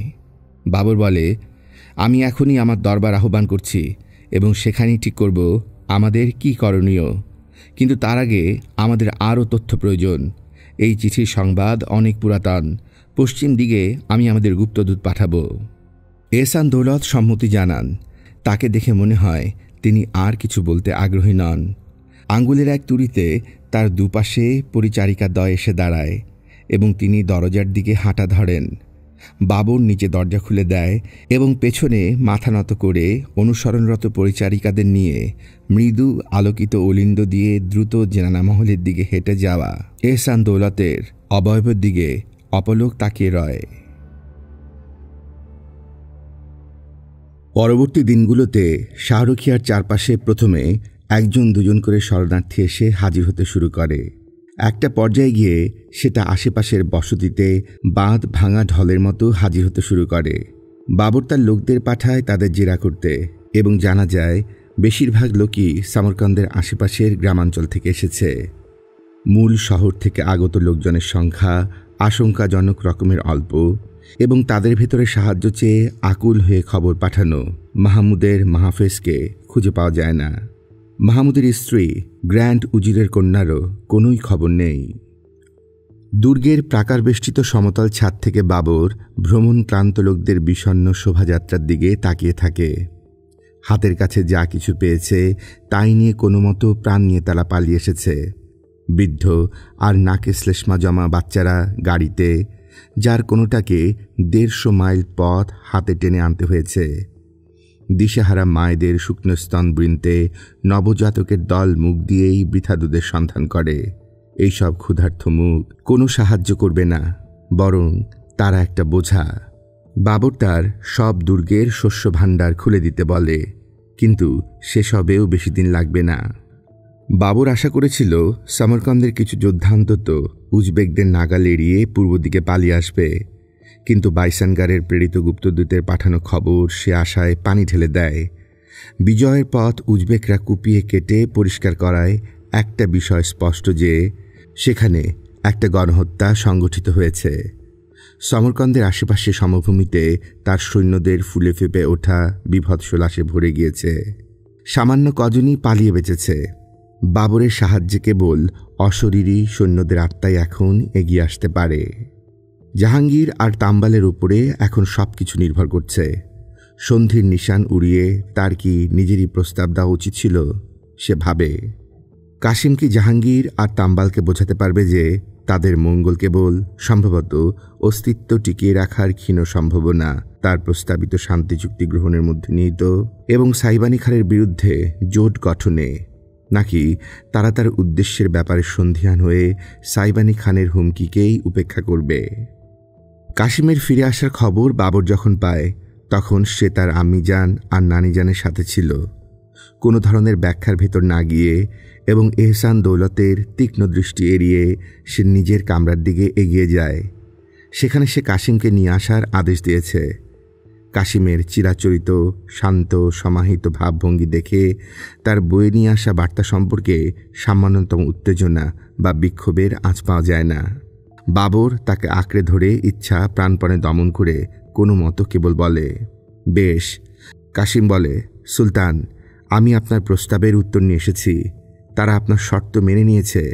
এতক্ষণ পরে কাশিমের মুখে একটা মৃদু হাসির আভা দেখা যায়। সুলতান, এই দেখুন। একটা কৃষ্ণলাল বর্ণের উটের চামড়ার থলির ভেতর থেকে, যার ভেতরটা হাতির দাঁতের বন্ধনী দিয়ে বদ্ধ, সে একটি চিঠি বের করে। সেটার দিকে তাকিয়ে বাবরের হৃৎপিণ্ডের স্পন্দন দ্রুত হয়ে ওঠে। সৌজন্যমূলক সম্ভাষণের ফালতু অংশ বাদ দিয়ে সে যা খুঁজছিল সেটা দেখতে পায়। লেখাগুলো সে নিজে বারবার পড়ে, শব্দার্থগুলোর মর্মার্থ তরিয়ে তরিয়ে উপভোগ করে। সেখানে লেখা, ভাইজান, আপনি যা প্রস্তাব দিয়েছেন উজবেক হুমকির হাত থেকে বাঁচবার, সেটাই একমাত্র পথ। এই চিঠিটা আপনি যখন পাবেন ততক্ষণে আমার সেনাবাহিনী জানবেন শাহরুখিয়ার পথে রওনা হয়ে গেছে। আমি আমার সামর্থ্য অনুযায়ী 4000 অশ্বারোহী আর 1000 তীরন্দাজের একটি বাহিনী পাঠালাম। চিঠি পড়া শেষ করে বাবর খেয়াল করে দেখে চিঠিটায় ফারগানার রাজকীয় সিলমোহরের ওপরে জাহাঙ্গীরের দস্তখত আছে। ঘন মোমের উপর আঙ্গুল বোলাবার সময় বাবর একটা যন্ত্রণার খোঁচা অনুভব করে। রাজকীয় সিলমোহর ব্যবহারের অধিকার কেবল তারই রয়েছে। জন্মসূত্রে আর রক্তের অধিকার বলে সেই ফারগানা সুলতান। কিন্তু সে তার পছন্দ বেছে নিয়েছে এবং তাকে অবশ্যই সেটা মান্য করতে হবে। জাহাঙ্গীর আর তার নিয়ন্ত্রক তাম্বাল তাদের কথা রাখবে বলে তাকে বিশ্বাস করতে হবে। এখন যদি তারা তার সাথে বিশ্বাসঘাতকতা করে তাহলে বিপর্যয়ের হাত থেকে কেউ তাদের বাঁচাতে পারবে না।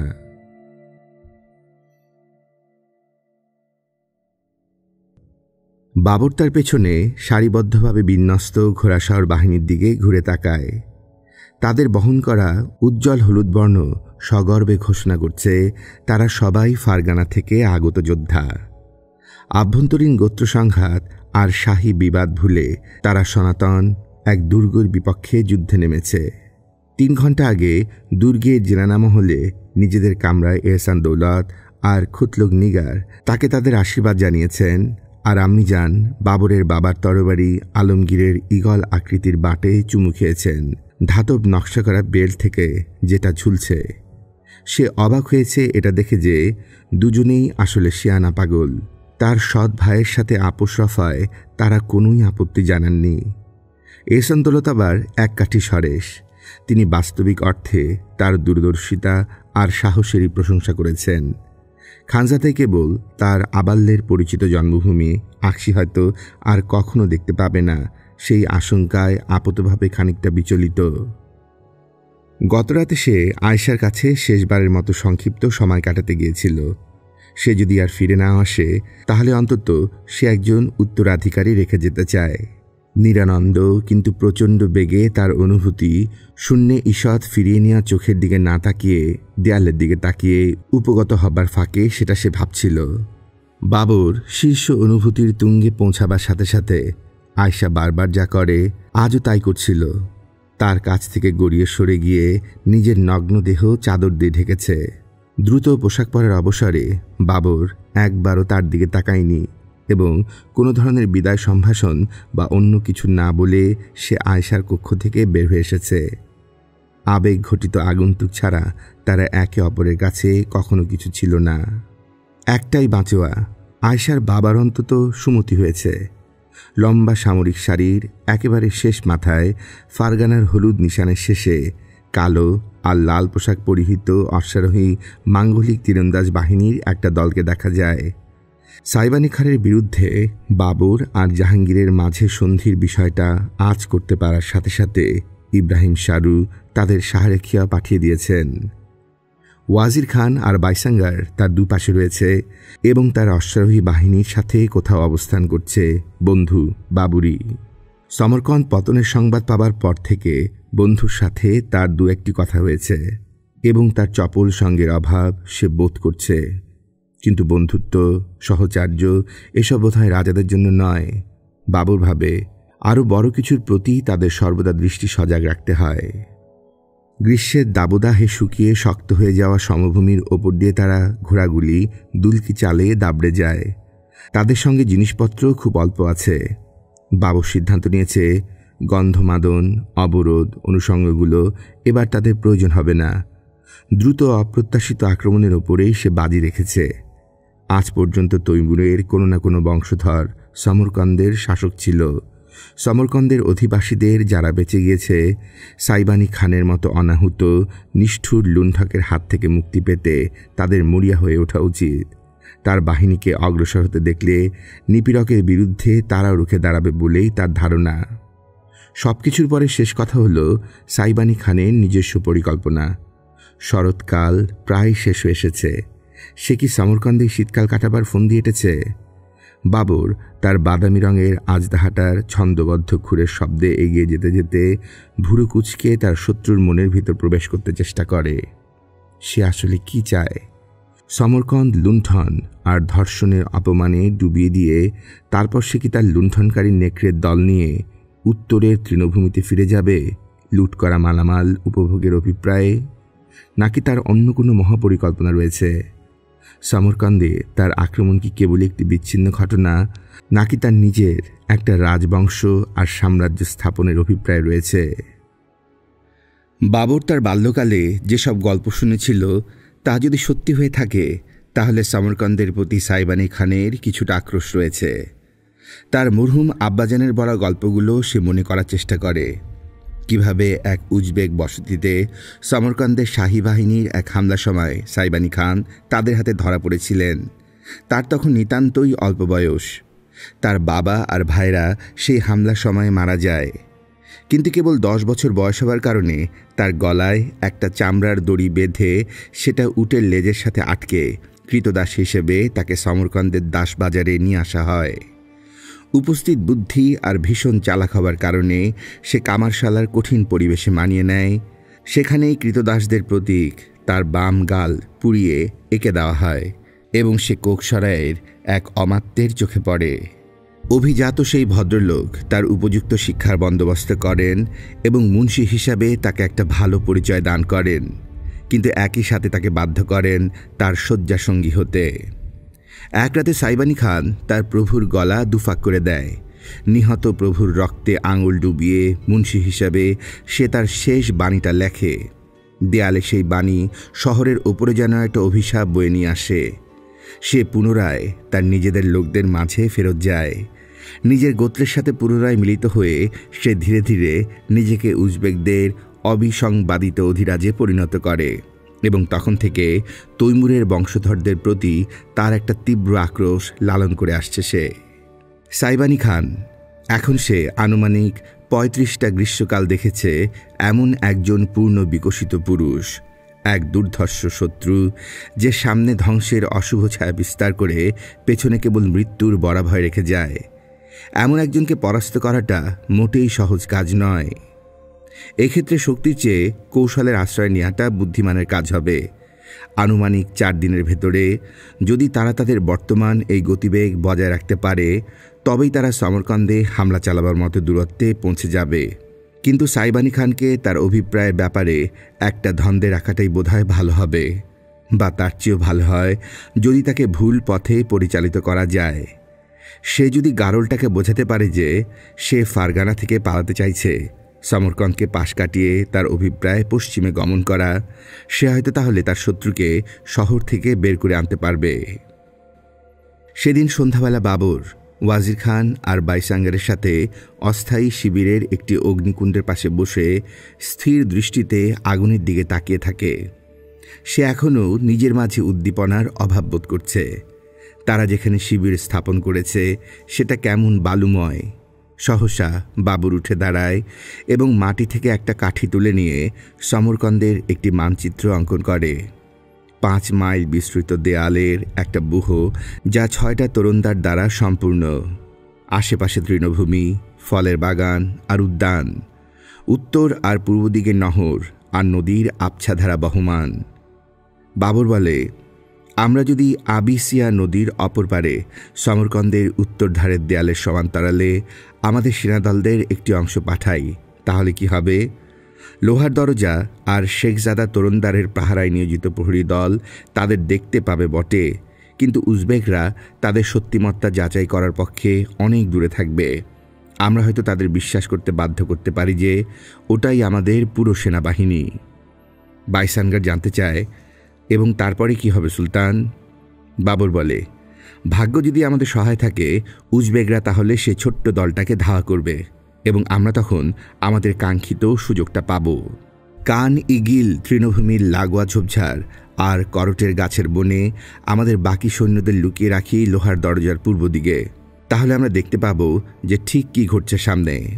আল্লাহ তাআলা যদি আমাদের সহায় থাকেন এবং উজবেকরা যদি সত্যি বিভ্রান্ত হয়, সবুজাব নীল তরুণদারের কাছে শহরের পূর্ব দিকের দেয়ালে আমরা হামলা করব।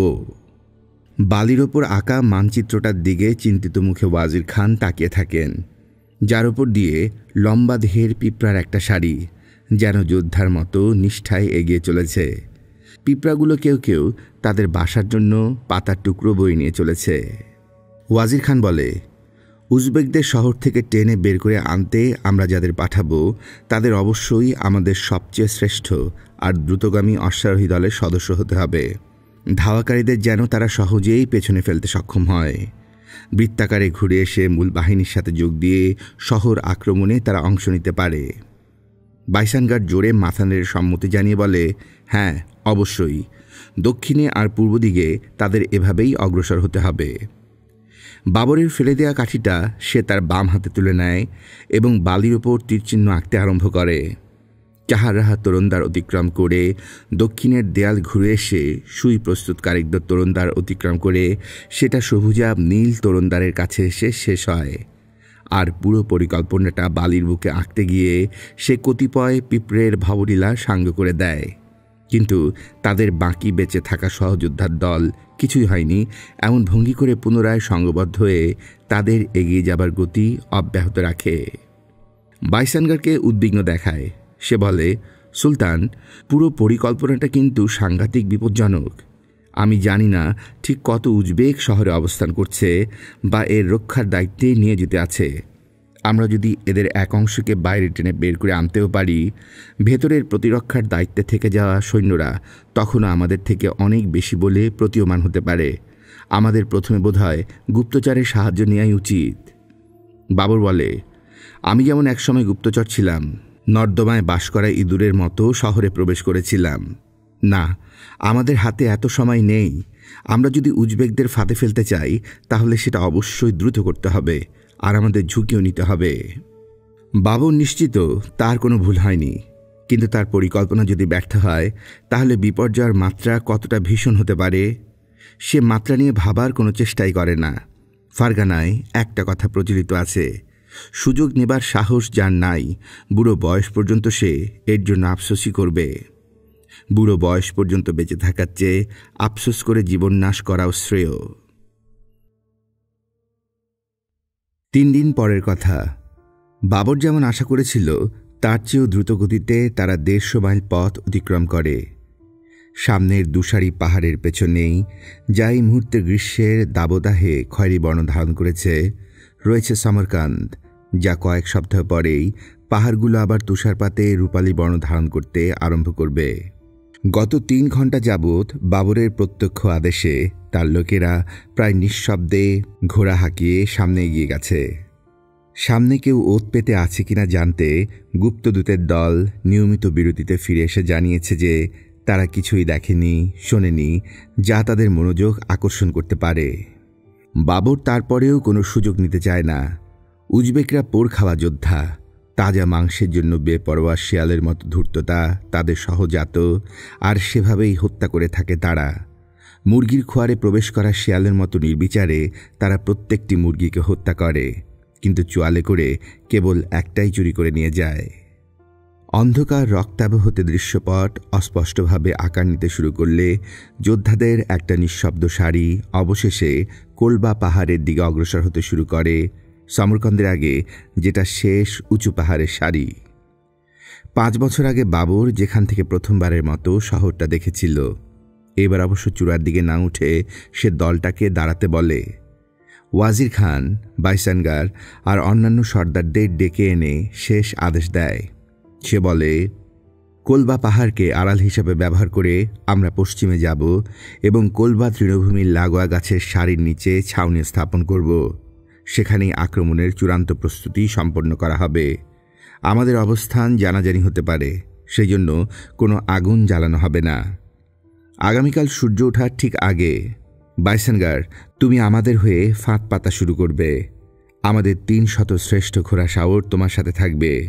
আবিসিয়ার তীর ধরে নিচে নেমে তারপরে পশ্চিমে রওনা দেবে। শহরের দেয়ালে নিয়োজিত প্রহরীরা যেন আমাদেরকে দেখতে পায় সেটা অবশ্যই নিশ্চিত করবে। সকালের কুয়াশায় তোমাদের প্রকৃত সংখ্যা প্রহরীর দল বুঝতে পারবে না। কোনো ধরনের ঝুঁকি নেবে না। শেখ জাদা তোরন্দার অতিক্রম করা না পর্যন্ত নদী অতিক্রম করতে যেও না। আমাদের সাথে তোমাদের পুনরায় মিলিত হবার উপরে আমি অনেকাংশে আমাদের বিজয়ের জন্য নির্ভর করছি এবং আমরা 2 দলে বিভক্ত হয়ে পরে সবুজাব নীল তোরন্দারের কাছে গিয়ে শহরের প্রতিরক্ষা দেয়াল আক্রমণ করার সময়ে আমাদের সাথে আবার যোগ দিতে তোমাদের যেন 4 ঘন্টার বেশি দেরি না হয়। আর ওয়াজির খান, উজবেকরা টোপ গিলেছে এবং বাইসানগারকে ধাওয়া করতে শুরু করেছে এটা দেখা মাত্র আমরা পূর্ব দিক থেকে শহরের দেয়াল আক্রমণ করব। আমি শহরে প্রবেশ করার পরে আমি আদেশ দিচ্ছি, উজবেক দেখামাত্র খুন করবে। তাদের কোনো ধরনের দয়া দেখাবে না, কারণ তারা আমাদের লোকদের প্রতিও কোনো করুণা দেখায়নি। কিন্তু সমরকন্দের অধিবাসী আর তাদের সম্পত্তির হেফাজত করবে। তারা আমার প্রজা। হ্যাঁ সুলতান, বাবরের সেনাপতিরা মাথা নেড়ে সম্মতি জানায়। সবাই আপন আপন ভাবনায় বিভোর। সম্ভবত ভাবছে আগামীকালের সূর্যোদয় দেখার জন্য তারা নিজেরা বেঁচে থাকবে কি না। যুদ্ধক্ষেত্রে সাইবানি খান কখনোই এর আগে পরাজিত হয়নি, কিন্তু অস্ত্রের ধারের সাথে এবার বুদ্ধির ক্ষিপ্রতাও বিবেচ্য বিষয়। ভাবনাটা বাবরকে নতুন সাহসে বলীয়ান করে তোলে। বাইসানগার আর তার লোকেরা আধা ঘন্টা আগে রওনা দিয়েছে একটা পোক্ত আপেল গাছের গুড়িতে, যার শাখা প্রশাখা আপেলে ভর্তি। পাকা আপেলের গন্ধ বাবরকে খানিকক্ষণের জন্য হলেও ইয়াদগারের কথা মনে করিয়ে দেয়। সে পিঠ থেকে বসে। সকালের কুয়াশায় গাছপালা, ঝোপঝাড় সব কিছু অস্পষ্ট দেখায়। দেয়াল বেয়ে ওঠার জন্য মই তৈরি করা শেষ এবং 3 জন লোক পাশাপাশি উঠতে পারে এমন চওড়া করে মইগুলো বানানো হয়েছে। 2 ঘোড়ার মাঝে ঝুলিয়ে মইগুলো আক্রমণস্থলে নিয়ে যাওয়া হবে। ওয়াজির খান নীরবে নামাজ আদায় করেন। সেজদার সময়ে তার কপাল ভক্তিভরে মাটি স্পর্শ করে। বাবর ভাবে, তারও কি নামাজ পড়া উচিত? নামাজ না পড়ে সে কয়েক মুহূর্ত নীরবে বসে চিন্তা করে, কিন্তু কিছুক্ষণ পরেই যুদ্ধের চিন্তা তাকে আচ্ছন্ন করে। তার গুপ্ত দূতরা এসে খবর দিয়েছে শহর রক্ষাকারী দেয়ালের বাইরে বড়সড় ধরনের কোনো উজবেক ছাউনি আশেপাশে কোথাও নেই, যার মানে সম্ভবত সাইবানি খানের বাহিনীর একটা অংশ ইতিমধ্যে লুটতরাজ শুরু করেছে আশেপাশে। সমরকন্দের এখন যখন পতন হয়েছে, আশেপাশে গ্রামাঞ্চল আর লোকালয়ে তারা নিয়ম নীতি তোয়াক্কা না করে ডাকাতি করাতেই অনেক বেশি আগ্রহ দেখাবে। কপাল ভালো হলে সাইবানির খানের দেহের উপরাংশের সঙ্গবদ্ধ উদ্ধত মস্তিষ্কে এটা ঢুকবে না যে এ অবস্থায় তাকে কেউ আক্রমণ করার দুঃসাহস দেখাতে পারে, আর এ কারণেই সে পরিতৃপ্ত মনে তাদের যেতে দিয়েছে। সহসা বাবরের মনে হয় সে কোনো শব্দ শুনতে পেয়েছে এবং তার কল্পনার জাল নিমিষেই ছিঁড়ে যায়। গাছপাকা আপেলে অর্ধেক পিছলে সে উঠে দাঁড়াবার ফাঁকে সে গাছের ফাঁক দিয়ে উকি দিয়ে দেখার চেষ্টা করে। দূরে নদীর উপরে জমে থাকা কুয়াশার উপর দিয়ে সে সমরকন্দের পরিচিত দেয়ালটি দেখতে পায় এবং এখানে সেখানে প্রাকার বেষ্টিত ছাদে আলোর ক্ষুদ্র রশ্মি চোখে পড়ে। তারপরে চোখ কান খাড়া করতে সে আবার শব্দটা শুনতে পায়, ঢাকের মন্দ্র ছন্দবদ্ধ আওয়াজ। খানিক পরে আরও ঢাকের শব্দ শোনা যায়। সহসা ছাদে মানুষের চলাচল বেড়ে যায়। সে যেমনটা চেয়েছিল, বাইসানগার আর তার লোকেরা নিশ্চয়ই বৃত্তাকার পথে পশ্চিমে যাবার সময়ে প্রতিপক্ষের দৃষ্টি আকর্ষণ করেছে। এখন প্রশ্ন হল, সাইবানি খান কি টোপটা গিলবে? আপনার লোকেদের ঘোড়া নিয়ে প্রস্তুত থাকতে বলুন। কিন্তু আমি আদেশ না দেওয়া পর্যন্ত কেউ যেন তার জায়গা থেকে না নড়ে। বাবর নিচু স্বরে তার সেনাপতিদের সাথে কথা বলে, যারা এসে তাকে ঘিরে দাঁড়িয়ে তারই মতো ঢাকের বদ্যি শুনছে। আনতাবাড়ি বোল শীঘ্রই একটা মন্দ্র ভয়ঙ্কর ছন্দে পরিণত হয়। বাবর ভাবে সে যে ঢাকের আওয়াজ শুনছে সেটা মাহমুদের চামড়া দিয়ে তৈরি ঢাকের আওয়াজ নিশ্চয়ই নয়। এক একটা মুহূর্ত অতিক্রম করার সাথে সাথে অনিশ্চয়তা সবার ওপরে একটা চাপ সৃষ্টি করে। কুয়াশার আড়ালে আত্মগোপন করে বাবর সামনে এগিয়ে যায় আর একটু ভালো করে চারপাশটা দেখার জন্যে, এবং দেয়ালের কাছে জন্মানো ছোট গাছের একটা ঝাড়ের পাশে সে নিজেকে লুকিয়ে রাখে। তার নতুন সুবিধাজনক অবস্থান থেকে লোহার দরজা আর তারপরে শেখজাদা তরুণদারের যতটুকু সে দেখতে পায়, বাইসানগার আর তার লোকেরা, যাদের ভেতরে বাবুরিও রয়েছে, যার কাজ দিয়ে অতিক্রম করছে, বুঝতে পারে সেগুলো এখনও বন্ধ রয়েছে। কিন্তু তারপরে বাবর যখন মনে হতে শুরু করেছে এই উত্তেজনা সে আর সহ্য করতে পারছে না, লোহার দরজা উত্তোলন, গরাদ অশ্বারোহী বের হয়ে আসতে পারে এমন উচ্চতায় উঠতেই পাশাপাশি দুইজন অশ্বারোহী বাহিনীর একটি স্রোত দুলকি চালে বের হয়ে এসে বলগিত বেগ উত্তর পশ্চিম দিকে ধাওয়া করে। অশ্বারোহীরা বের হয়ে আসা শেষ হতে চায় না। 400 হবে সংখ্যায়, কম করে হলেও। বাবর ভেবে উত্তেজিত হয়ে ওঠে। অবশেষে শেষ যোদ্ধাটাও ভেতর থেকে বের হয়ে এসে ছায়া মূর্তির মতো কুয়াশার ভেতর হারিয়ে যেতেই একটা সাময়িক স্তব্ধতা এসে ভর করে। বাবর আশা করেছিল লোহার দরজা গারদ এবার নেমে আসবে, কিন্তু এক নিঃসঙ্গ অশ্বারোহী মন্থর বেগে ভেতর থেকে বের হয়ে আসে। দরজা থেকে কয়েক কদম এগিয়ে এসে সে লাগাম টেনে ধরে মাথা ঘুরিয়ে ডানে বামে তাকিয়ে দেখে। শিকারের আগে বাতাসে নাক উঁচিয়ে শিকারি কুকুর যেমন করে, অবিকল সেই ভঙ্গিতে সে বাতাসে শ্বাস নেয়। মুহূর্তের জন্য তার মনে হয় নিঃসঙ্গ অশ্বারোহী নিচু জমি আর তৃণভূমির ওপর দিয়ে কুয়াশার চাদর ভেদ করে সরাসরি বাবরের দিকে তাকিয়ে রয়েছে, যদিও বাবর জানে সেটা অসম্ভব। বাবরের মনে লোকটার পরিচয়ের ব্যাপারে সামান্যই সন্দেহ রয়েছে। এই প্রথম সে তাকে দেখছে। সাইবানি খান স্বয়ং, উজবেক দলপতির কি অভিপ্রায়।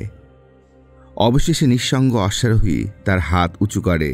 লোহার দরজার ভেতর থেকে আরও যোদ্ধারা এসে তার পেছনে জড়ো হতেই সে ঘোড়ার পাঁজরে খোঁচা দিয়ে কর্কশ কণ্ঠে তার লোকদের চিৎকার করে কিছু একটা বলে, যা বাবরের কাছে পৌঁছতে পৌঁছতে একটা অস্পষ্ট গুঞ্জনে পরিণত হলেও সেটা ঠিকই শুনতে পায়। আরও কয়েক মিনিট পরে সব অশ্বারোহী যোদ্ধার দল বিদায় নিতেই তারা উত্তর পশ্চিম দিকে হারিয়ে যেতে থাকে। আরও কয়েক মিনিট পরে সব অশ্বারোহী যোদ্ধার দল বিদায় নিতেই লোহার গরাদ ধীরে ধীরে নিচে নেমে আসে। নিজের অস্থিরতা দমন করে বাবর তার মূল বাহিনীর কাছে ফেরত এসে তার লোকদের আরও একবার চুপ করে নীরবে দাঁড়িয়ে থাকবার আদেশ দেয়। তারা যদি এখনই শহর আক্রমণ করতে যায় তাহলে কোলাহলের শব্দ শুনে সাইবানি খান হয়তো ফিরেও আসতে পারে। ওয়াজির খান চুপ করে দাঁড়িয়ে না থেকে নিজের ঘোড়ার পেটি শক্ত করে বাঁধে এবং নিজের আয়ুধের ধার পরখ করে দেখে, তরবারি, খঞ্জন আর রণকুঠার। বাবর তার বিজ্ঞ পরামর্শদাতার স্থিরতা আর বিচক্ষণতার প্রতি কৃতজ্ঞ বোধ করে নিজেও তাকে অনুসরণ করে। তার পিঠে চামড়ার তৃণ ঝুলছে এবং সদ্যই কামারশালা থেকে তৈরি হয়ে আসা লম্বা তীরের তীক্ষ্ণ সুচালো ডগায় হাত বুলাতে বুলাতে সে আত্মবিশ্বাসে আবার ভরপুর হয়ে ওঠে। সে তার বাঁকানো ধনুক আলতো করে খাপ থেকে ধরে বের করে তেল দিয়ে পাকা করে তোলা গুণের স্থিতিস্থাপকতা পরীক্ষা করে দেখে। সে বের হবার আগে যেমন শক্ত করে বেঁধেছিল এখনও তেমনি আছে। অবশেষে আক্রমণের চূড়ান্ত সময় উপস্থিত হয়। দুর্গের ছাদে সবকিছু আবার আগের মতো নীরব হয়ে এসেছে এবং সাইবানি খান তার দলবল নিয়ে এতক্ষণে নিশ্চয়ই শ্রবণ সীমার বাইরে চলে গিয়েছে। যাত্রা শুরু হোক! উত্তেজনায় অধীর কণ্ঠে বাবর চিৎকার করে ওঠে। নিজের ঘোড়ার উপর লাফিয়ে উঠে বসে সে গাছের আড়াল থেকে বের হয়ে আসে এবং তার লোকদের আক্রমণের ছকে বিন্যস্ত হতে দেয়। ওয়াজির খানের নেতৃত্বে তার দেহরক্ষী বাহিনী বিলম্ব না করে তার পেছনে এসে অবস্থান নেয়। তাদের পরেই থাকে আরোহণ সহায়ক মই বহনকারী জোড়া ঘোড়া সাওয়ারের দল। তারপরেই থাকে অশ্বারোহী বাহিনীর বাকি অংশ এবং ইব্রাহিম শারুর তীরন্দাজ দল থাকে সবচেয়ে পেছনে। বাবর ঘোড়ার পেটে গোড়ালি দিয়ে গুঁতো দিতেই সেটা লাফিয়ে উঠে সামনে এগিয়ে যায়। ক্রমশ হালকা হয়ে আসা কুয়াশার মাঝে তারা তৃণভূমির বুক চিরে দক্ষিণে এগিয়ে যায়। সবুজাব নীল তরুণদারের দিকে এগিয়ে যাবার সময়ে শহর রক্ষীকারী দেয়াল তাদের ডান দিকে থাকে। তারা দেয়ালের পাশ দিয়ে বয়ে যাওয়া নদীর দূরবর্তী পাড় ধরে এগোতে থাকে এবং এবার আর অগভীর অংশ দিয়ে নদী পার হবার দরকার হয় না, কারণ কাঠের তক্তার তৈরি একটি চওড়া মজবুত সেতু সদ্য নির্মিত। কোনো সন্দেহ নেই এটা উজবেকদের কীর্তি। সবুজাব নীল তোরণদ্বার থেকে ৩০০ গজ দূরে যেটা উজানে দেখা যায়। বাবর আর তার বাহিনী ঘুরে বজ্রের বোল তুলে সেটা পেরিয়ে আসে এবং সোজা তোরণদ্বারের দিকে ধেয়ে যায়। দুর্গের ছাদ থেকে আতঙ্কিত চিৎকার শুরু হতে দেখা যায়। মাঙ্গলিক তীরন্দাজ বাহিনী ঢেউয়ের পর ঢেউ তীরের ঝাপটা শূন্যে ভাসিয়ে দেয়। কয়েক মিনিটের ভেতর সবুজাব নীল তোরণদ্বারের দুপাশের সবচেয়ে নিচু স্থানে আরোহণময় স্থাপন করা হয়। ঘোড়া থেকে নামার ফাঁকে সে উপরের দিকে তাকিয়ে সেখানে একজনকেও প্রতিরক্ষার দায়িত্বে নিয়োজিত দেখতে না পেয়ে বিস্মিত হয়। মই বেয়ে উপরে উঠতে মাত্র কয়েক মিনিট লাগে এবং শেষ কয়েক ফিট তারা পাথরের উপর হাত দিয়ে সেটা বেয়ে উঠে যায়। তার যোদ্ধারা তার পাশে ভিড় করলে নড়াচড়ার জায়গা থাকে না। তরবারি কোষমুক্ত করা তো আরও পরের কথা, কিন্তু উজবেক রক্ষী বাহিনীর মাঙ্গলিক তীরন্দাজদের নিক্ষিপ্ত তীরে সজারুর মতো আকৃতি নিয়ে পড়ে থাকা মৃত যোদ্ধা ছাড়া অবশিষ্টাংশের কোনো চিহ্ন কোথাও দেখা যায় না। তারপরে ১০০ গজ দূরে একটি শক্তিশালী ঘাঁটি থেকে নিক্ষিপ্ত তীরের ঝাপটা বুঝিয়ে দেয় উজবেক রক্ষী বাহিনীর সব সদস্যই পালিয়ে যায়নি। কালো পালকযুক্ত একটা তীর বাবরের গম্বুজাকৃতি শিরস্ত্রাণে আঘাত করে দিকভ্রষ্ট হয়। আরেকটা তীর তার ঠিক পেছনে দাঁড়িয়ে থাকা এক দেহরক্ষীর উরুর গভীরে কামড় বসায়। তৃতীয় আরেকটা তীর মই বেয়ে উঠে এসে প্রাকারের উপর দিয়ে ছাদে ধরফর করে নামতে ব্যস্ত সৈনিকের গালে বিদ্ধ হয়। তার মুখ দিয়ে গলগল করে রক্ত পড়তে শুরু করতেই তার হাত মই থেকে ছুটে যায় এবং তার ঠিক নিচে মই বেয়ে উঠে আসা অপর এক সৈনিককে সাথে নিয়ে নিচের পাথুরে ভূমির দিকে মরণ পতন যাত্রা করে সে। তীরের পরে ঝাপটা থেকে বাঁচতে বাবর ঢাল উঁচু করে নিজের লোকদেরও তাই করতে বলে। দুর্ভেদ্য অবস্থানটার দিকে সে ধেয়ে যায়। আরও দুটো তীর ঢালে এসে আছড়ে পড়ে বাবরের, কিন্তু পুরু চামড়া আর কাঠের কাঠামো দক্ষতার সাথে তাদের দায়িত্ব পালন করে। অবশ্য বাবরের পেছনের এক সৈন্য গলায় তীরবিদ্ধ হয়ে ভূমিশয্যা নেয়। বাবর তারপরেই দুর্ভেদ্য অবস্থানটায় পৌঁছে যায়। সেখানে প্রবেশ করার জন্য কোনো দরজা নেই। সে প্রথম যাকে সামনে পায় তাকে কোনো বাজবিচার ছাড়া কোপ বসিয়ে দেয়। বেচারা ধনুক ছেড়ে তখনও তলোয়ার বের করতে পারেনি। অন্যজনের আঙুল তরবারির বাঁট আঁকড়ে ধরেছে, কিন্তু বাবর তার কবজি লক্ষ্য করে তরবারি চালাতেই লোকটির হাত দেহ থেকে বিচ্ছিন্ন হয়ে যায়। লোকটা ঘুরে দাঁড়িয়ে অপর দিকের দরজা দিয়ে দৌড়ে পালায় এবং দেয়ালের পাশ দিয়ে ৫০ গজ দূরে অবস্থিত সবুজাব নীল তোরণদ্বারের তরুণ রক্ষীর কক্ষের দিকে ছুটে যায়। দুর্ভেদ্য স্থানের অন্য যোদ্ধারা তাকে অনুসরণ করতে চেষ্টা করে, কিন্তু হাতাহাতি লড়াইয়ের হাত থেকে তারা পালিয়ে যেতে চাইলে বাবর আর তার লোকেরা তাদের নির্দ্বিধায় হত্যা করে। তার তীরন্দাজেরা আরও দুজনকে তরুণ রক্ষকের কক্ষে দৌড়ে যাবার সময় ভূপাতিত করে। অবশ্য তাদের মধ্যে একজন তারপরেও টলমল পায়ে কোনো মতে গড়িয়ে নিরাপদ আশ্রয়ে সরে যেতে সক্ষম হয়। সুলতান, আমাদের দেখে ব্যাটাদের পাখা গজিয়েছে। বাবর ঘুরে তাকিয়ে এক হাতে খঞ্জর, অন্য হাতে রক্তাক্ত তরবারি হাতে হাঁপাতে হাঁপাতে কিন্তু গর্বিত ভঙ্গিতে দাঁড়ানো ওয়াজির খানকে দেখতে পায়। না, এখনও নয়। তরুণ আর দেয়ালের এই অংশ পাহারা দেবার জন্য প্রহরী নিয়োগ করুন। আপনি এখানে দায়িত্বে থাকবেন। ইত্যবসরে আমি বাকিদের নিয়ে তরুণ রক্ষকের কক্ষে প্রবেশ করে তোরণদ্বার খুলে আমাদের বাকি লোকদের ভেতরে প্রবেশের ব্যবস্থা করা যায় কিনা দেখি। ওয়াজির খানকে বকুনি খাওয়া বালকের মতো অপ্রতিভ দেখায়, কিন্তু বাবর ক্রমেই দুর্বল হয়ে ওঠা তার সবচেয়ে বিজ্ঞ অমাত্যকে শহরের রাস্তায় হাতাহাতি লড়াইয়ের মধ্যে ফেলতে চায় না, যেখানে একজন লোকের দ্রুত দৌড়াবার ক্ষমতা অনেক সময় জীবন মৃত্যুর মধ্যে ভেদরেখা টেনে দিতে পারে। মাথার উপরে ঢাল ধরে এবং কুজো হয়ে বাবর ৫০ গজ দূরে অবস্থিত তরুণ রক্ষকের কক্ষের দিকে এগিয়ে যায়। সে ভেতরে এক হাত প্রায় কাটা পড়া সেই উজবেক যোদ্ধাকে পড়ে থাকতে দেখে। দেয়ালে হেলান দিয়ে সে দ্রুত শ্বাস নেয়। তার হাতের ক্ষতস্থান থেকে রক্ত ছিটকে এসে পাথরের মেঝে লাল করে দিয়েছে। যন্ত্রণায় লোকটি সাপ সাপান্ত করছে। নিচের তোরণদ্বারের দিকে নেমে যাওয়া সিঁড়ি থেকে দুর্দার ভেসে আসা পায়ের আওয়াজ বলে দেয় বাকি রক্ষীদের কোথায় পাওয়া যাবে। বাবর আর তার লোকেরা সন্তর্পণে পায়ের শব্দ অনুসরণ করে, আশঙ্কা করে সিঁড়ি থেকে বের হওয়া মাত্র হামলার মুখে পড়তে হতে পারে। কিন্তু সেরকম কিছু ঘটে না। বাবর চেঁচিয়ে বলে, তালাটা ভেঙে দরজা খুলে দাও। রণকুঠার হাতে তার দুজন দেহরক্ষী আদেশ পালন করতে দৌড়ে যায়। তাদের কুঠার তরুণের তালার উপর সজোরে নেমে আসতেই ধাতুর সাথে ধাতুর সংঘর্ষের কর্কশ শব্দ ওঠে এবং কিছুক্ষণ পরে একটা শেষ ঘায়ের সাথে তারা তাদের কাজ সমাপ্ত করে। শীঘ্রই প্রাচীন লোহার কিলক দিয়ে সজ্জিত দরজা দোল খেয়ে খুলে যায় এবং বাবরের অবশিষ্ট যোদ্ধার দলকে ভেতরে প্রবেশের সুযোগ করে দেয়, যাদের ভেতরে মাঙ্গলিক তীরন্দাজের দলও রয়েছে। আলমগীর হাতে বাবর চারপাশে তাকায়। বড্ড বেশি যেন নির্জন আশপাশটা। উজবেক শেয়ালের দল কোথায় লুকিয়ে আছে? বাবর সতর্কতার তাবিজ খুলে রেখে চওড়া গলিপথ পথে ফারগানার নামে জয়ধ্বনি দিয়ে সামনে এগিয়ে যায়। নিস্তব্ধতার মাঝে বাবরের চিৎকার প্রতিধ্বনিত হয়। তীরের কোনো ঝাঁক আর তার দিকে ধেয়ে আসে না, বা উজবেকের অবজ্ঞার কোনো চিৎকারও শোনা যায় না। তারপর বাবরকে চমকে দিয়ে বন্ধ দরজা, জানালার পাল্লা একে একে খুলতে শুরু করে। সে দৌড়ে আড়াল খোঁজে এবং পুনরায় তার তীরধনুকের দিকে হাত বাড়ায়, কিন্তু দেখা যায় উকি দেয়া মাথাগুলো কোনো উজবেক যোদ্ধার নয়। তারা সবাই সমরকন্দের সাধারণ মানুষ, বণিক, দোকানদার, সরাইখানার মালিক, যারা বাবর আর তার লোকদের চিনতে পেরে তাদের স্বাধীন করায় তার জন্য দোয়া করছে।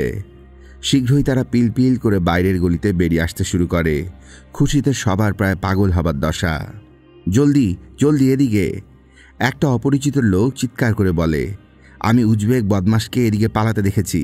সে একটা সংকীর্ণ গলির দিকে ইশারা করে, যেখানে পড়ে থাকা রক্তের ফোঁটা ইতিমধ্যে ধুলোয় জমাট বাঁধতে শুরু করেছে।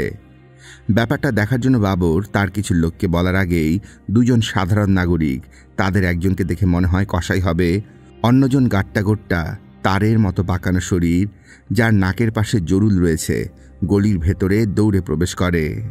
কিছুক্ষণের ভেতরে তারা এক তরুণ উজবেকের পা ধরে টানতে টানতে বাইরে নিয়ে আসে। ফলে বেচারার মাথা রাস্তায় বলের মতো লাফাতে থাকে। তার বুক ভেদ করে একটা মাঙ্গলিক তীরের মাথা বের হয়ে আছে এবং বাতাসের জন্য হাঁসফাঁস করার ফাঁকে সে সবার কাছে করুণা ভিক্ষা করে।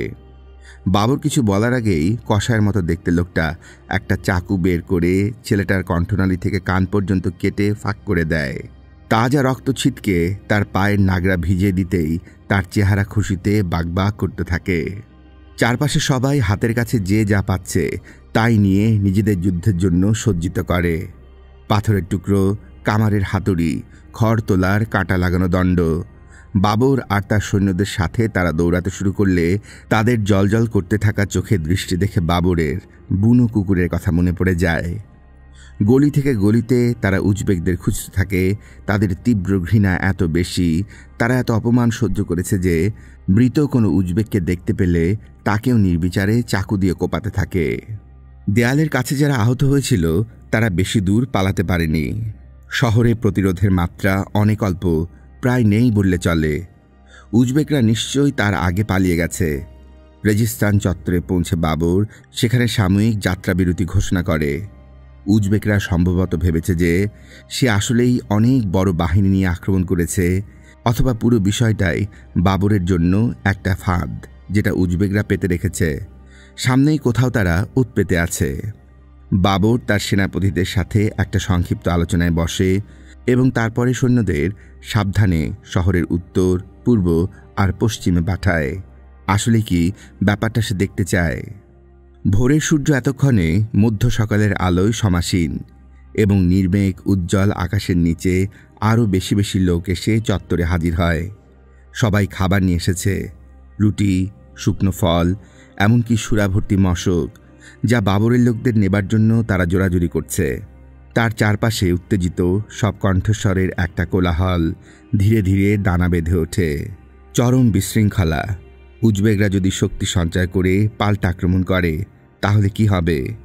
বাবরের লোকেরা তবে এই হট্টগোলের ভেতরে কোনো প্রতিরোধী তৈরি করতে পারবে না।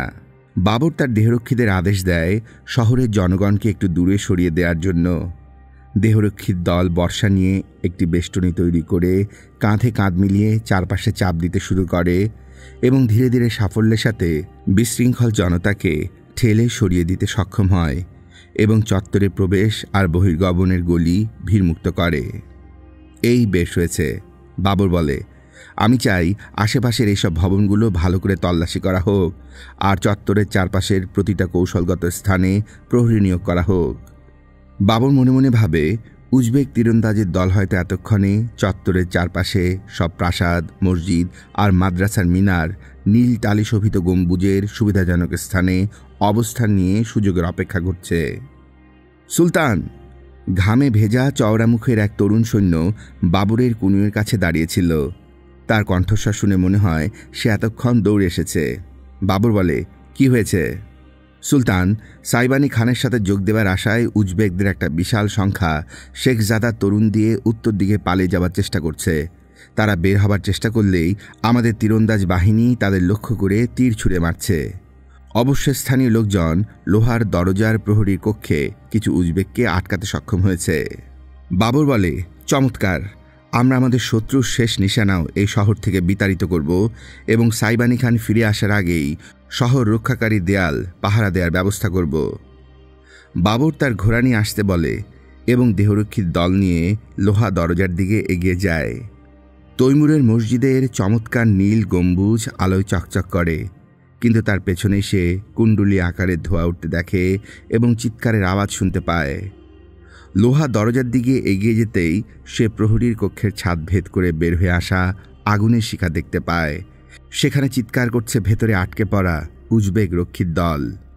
আরও কাছে যেতে সে দেখে বেপরোয়া এক উজবেক জানালা গলে বাইরে বের হয়ে আসার চেষ্টা করলে সামারকান্দের কিছু লোক তাকে আবার জোর করে আগুনের ভিতর ঠেলে দিয়ে জানালার খড়খড়ি বন্ধ করে দিয়ে সেটা বাইরে থেকে তক্তা দিয়ে বন্ধ করে দেয়। আরেক উজবেক কাপড়ে আগুন নিয়ে ছাদ থেকে লাফিয়ে পড়তেই উপস্থিত জনতা সাথে সাথে তাকে ধরে উন্মত্তের মতো তার দেহ ছুরি চাকু দিয়ে কোপাতে থাকে। শীঘ্রই উল্লসিত জনতা তার কাটা মাথাটা একটা স্মারকের মতো প্রদর্শন করতে থাকে। বাবর সেখানে এসে পৌঁছতেই উপস্থিত জনতার একজন, তার মুখ ধোঁয়ায় কালো হয়ে গেছে, বাবরের দিকে দৌড়ে আসে এবং বাবরের দেহরক্ষী দলের একজনের হাতে ফারগানার রাজকীয় প্রতীক দেখে চিনতে পারে এবং হাঁটু মুড়ে বসে পড়ে। সে বলে, সুলতান, আমরা শয়তানগুলোকে আটকে এখানে তাদের পোড়াচ্ছি। আমাদের যেমন কষ্ট দিয়েছে তারা এখন তার প্রতিদান পাচ্ছে। আমি প্রতিশ্রুতি দিচ্ছি সুলতান, কেউ বিনা কষ্টে মরবে না।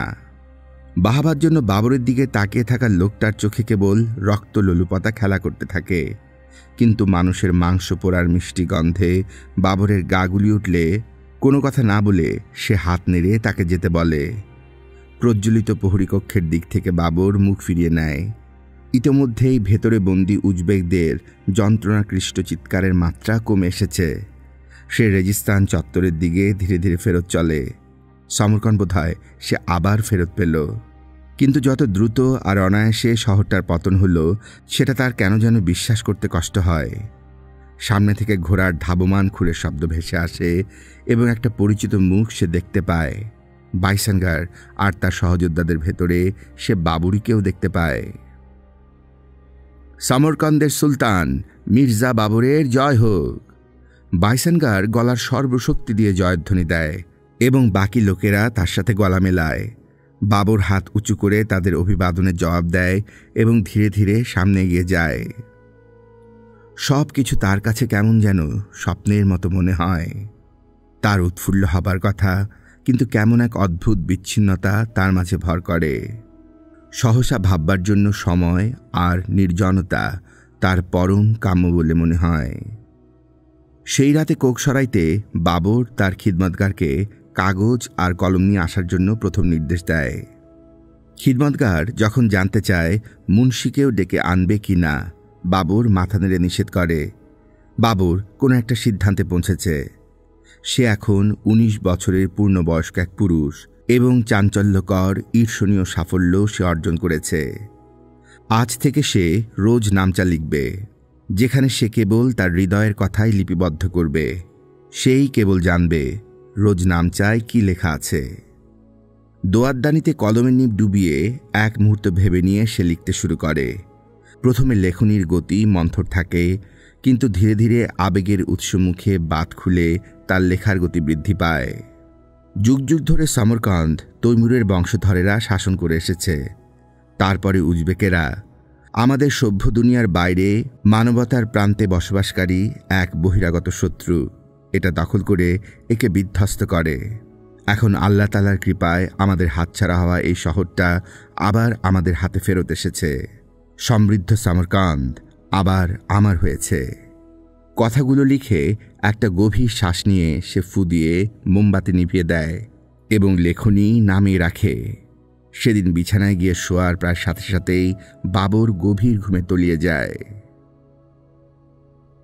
প্রিয় শ্রোতা, আমরা এতক্ষণ শুনলাম অ্যালেক্স রাদারফোর্ড রচিত রাইডার্স ফ্রম দ্য নর্থ এই গ্রন্থের 10টি পর্বের 5ম খণ্ডটি।